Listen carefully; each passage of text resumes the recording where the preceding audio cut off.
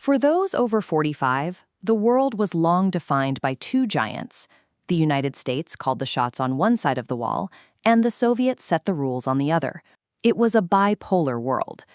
For the generation under 45, the Soviet Union had already collapsed, leaving the United States as the world's undisputed policeman, dominating global trade and exerting raw power.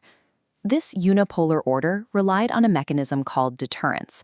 It maintained stability through the psychological threat of overwhelming consequences for anyone who challenged the status quo.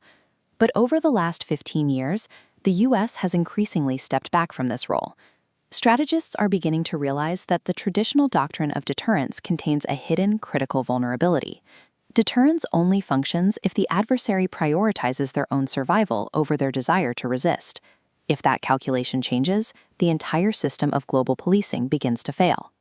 In regions like Iran, this logic hits a wall.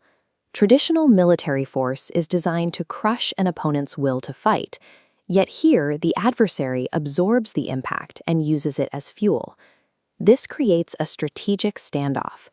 When a superpower's primary weapon is the threat of force, its influence vanishes against a culture that has integrated sacrifice into its national defense. Tehran's Behesh Zahra Cemetery spans over 1,300 acres. It serves as much more than a site for grief. It is a strategic institution used to maintain national resolve. The concept of shahadat, or martyrdom, redefines the meaning of a tactical loss.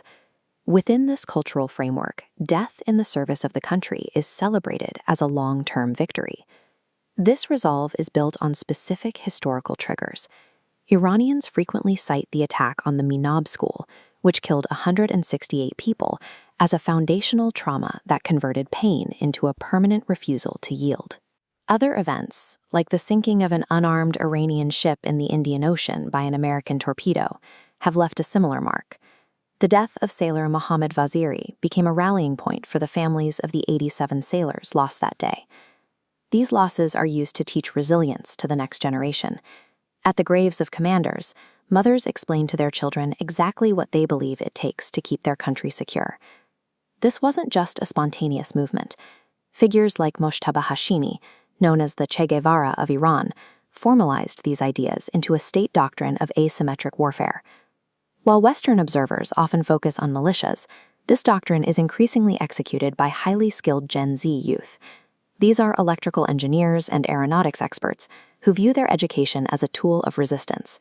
They are fighting this war on two modern fronts: the development of advanced technology and effective online narrative war, using Lego videos, spoofs, and music to reach a global audience.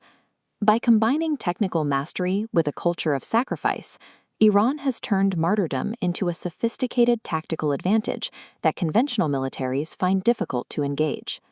When the Trump administration applied a maximum pressure campaign, the intention was to force a regime change by breaking the country from within. Instead, the external threat acted as a unifying force. It bridged internal divides and brought the populace together against what they perceived as a common foreign enemy.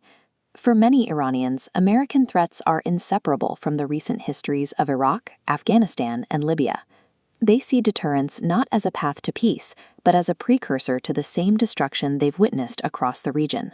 Applying traditional pressure to a nation that celebrates resilience often produces the opposite of the intended effect. It hardens their resolve and makes compromise nearly impossible. Coercion works on a nation that fears loss. It fails when a population normalizes sacrifice and anticipates future casualties as part of their national identity. Iranian youth describe their willingness to die as a proactive force. They see it as the only effective way to put a permanent stop to what they call American adventurism. This gap in the unipolar model is visible when we track force against results. As military force deployed surges, strategic concessions gained remain flat. For a superpower, the financial and political cost of maintaining this pressure becomes an unsustainable burden. This is the complicated world Ian Bremmer describes. In this new era, geopolitical influence is no longer defined by who can inflict the most damage, but who can absorb it. Superpower status in the 21st century may be defined by a nation's asymmetric resilience, even more than the size of its conventional fleet. This shift carries immense historical weight, rooting modern resistance in the same ideological unity that has driven the country for decades. The United States now faces a world where its primary weapons of psychological and military dominance no longer produce the same results. The unipolar world is giving way to a far more complex reality, one where survival is dictated by a nation's psychological endurance as much as its military hardware.